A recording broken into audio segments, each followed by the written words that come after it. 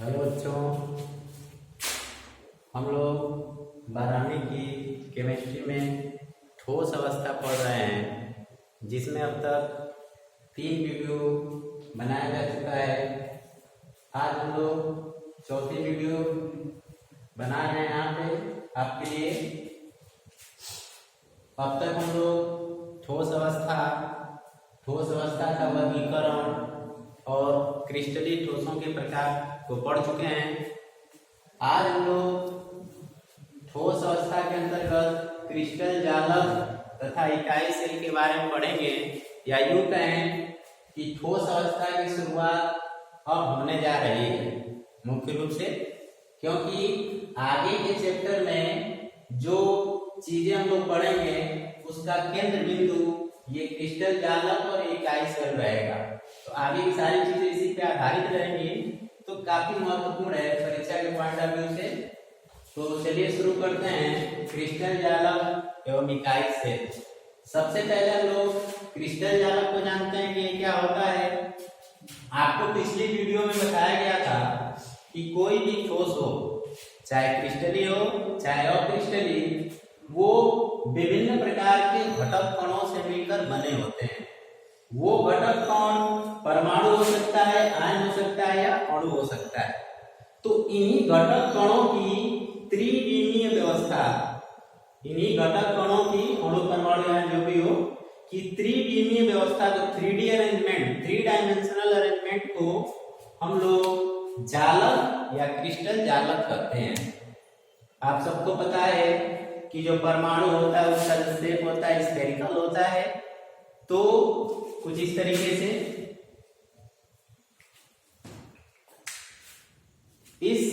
इसे हम स्फेरिकल, इस घटक कण को हम स्फेरिकल बनाएं या इसके बीच में हम लोग बिंदु ले लें, इसके केंद्र पे एक बिंदु बना दें।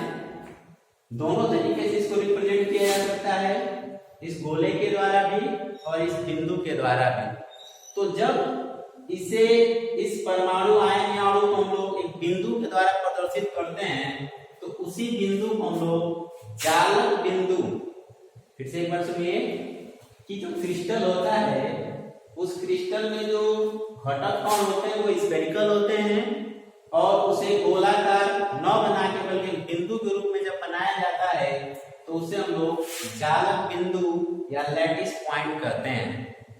तो यहाँ पे हम लोग डायग्राम के माध्यम से देख सकते हैं कि किस प्रकार से एक लैटिस बना हुआ है। लैटिस अभी ऊपर बताया गया आपको कि घटक कणों की त्रिविमीय व्यवस्था को लैटिस कहा जाता है।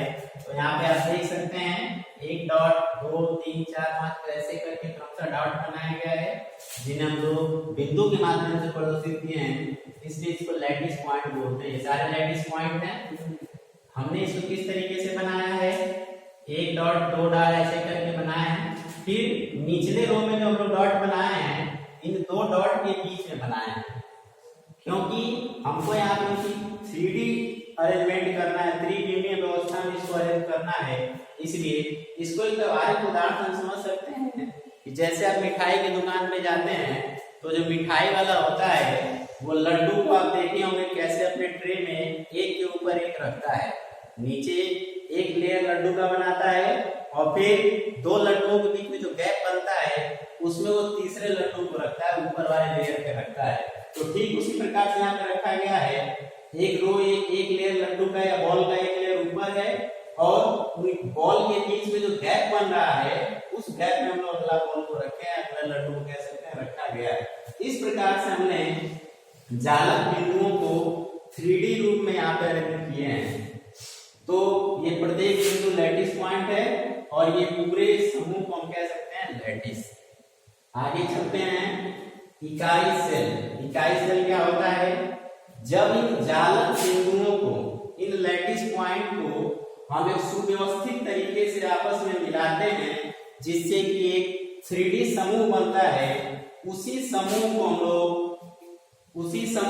लोग इकाई सेल कहते हैं या जालक का इकाई सेल कहते हैं। इसको आप एक उदाहरण के माध्यम से समझ सकते हैं कि जैसे ये दीवार एक क्रिस्टल जालक है, तो उसमें जो मौजूद ईंट है वो ईंट उस जालक की दीवार रूपी जालक की एक यूनिट सेल है।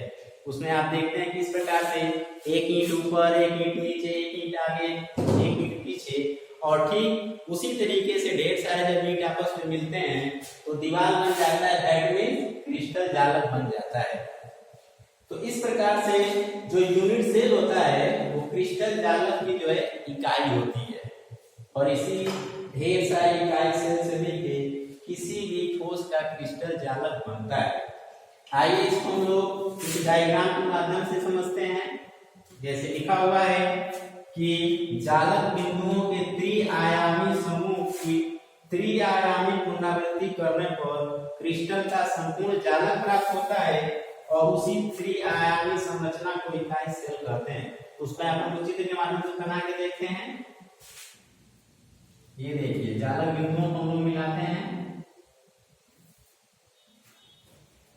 ठीक इसी प्रकार नीचे से कुछ जालक बिंदुओं को मिलाते हैं।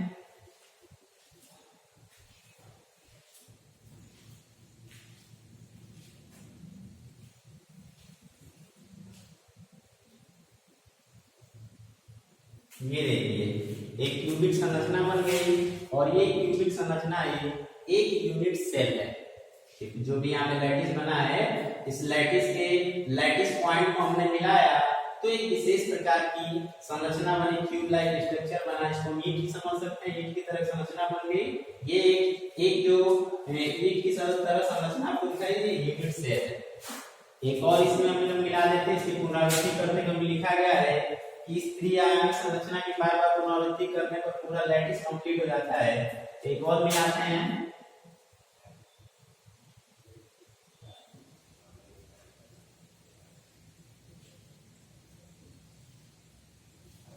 ये देखिए एक दूसरा यूनिट सेल यहाँ पर तैयार हो गया।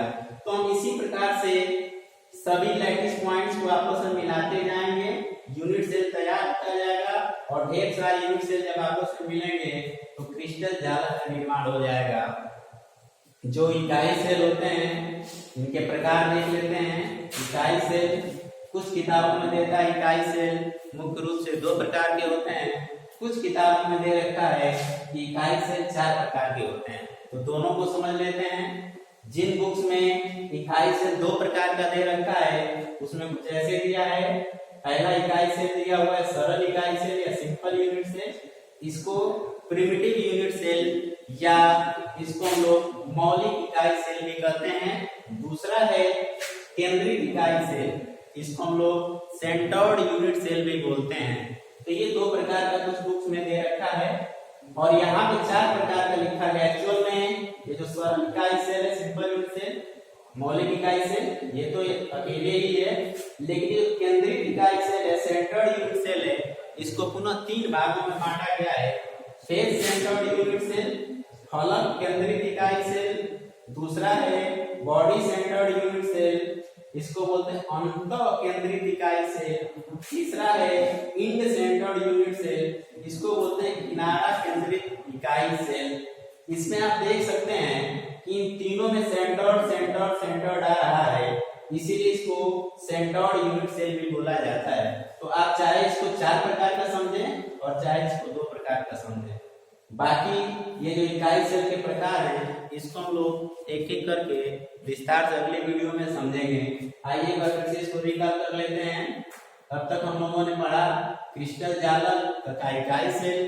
क्रिस्टल जालक बताया गया कि कोई भी ठोस हो उसमें मौजूद जो घटक कण होते हैं उनकी त्रिविमीय व्यवस्था को हम लोग जालक या क्रिस्टल जालक कहते हैं।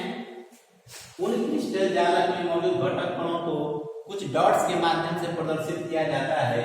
उन डॉट्स को हम लोग उन डॉट्स को हम लोग जालक बिंदु या लैटिस पॉइंट कहते हैं।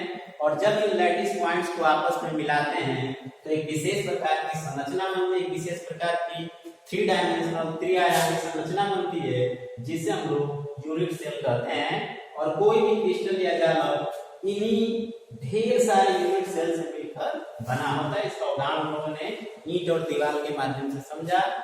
यूनिट सेल यानी इकाई सेल जो होता है वो 4 प्रकार का होता है। सरल इकाई सेल, फलक केंद्रित इकाई सेल, अंत केंद्रित इकाई सेल और किनारा केंद्रित इकाई सेल। तो मिलते हैं अगली वीडियो में। धन्यवाद।